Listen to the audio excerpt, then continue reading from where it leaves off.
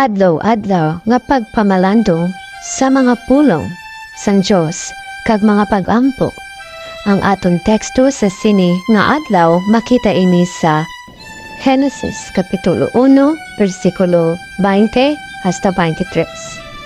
Ang pagtuga, ang ikalima nga adlaw.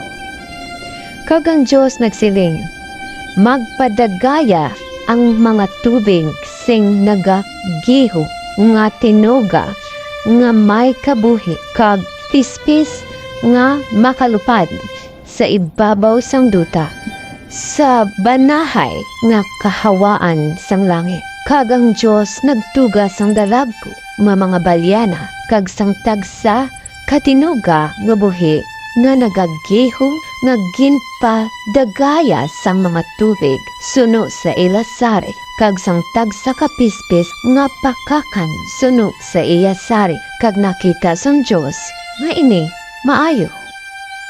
Kag ang Diyos nagpakamaayo sa ila nga nagasiling mabumahon kag magbuad kag magtugom sang mga tubig sa kadagatan kag ang kapispisan magabuad sa duta kag ang kagabihon kag ang kaagkahon amo ang ikalima nga adlaw.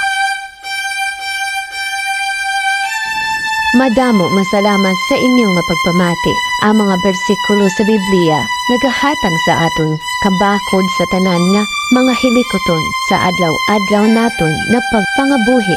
Ini ang The Bible Wisdom Ministry.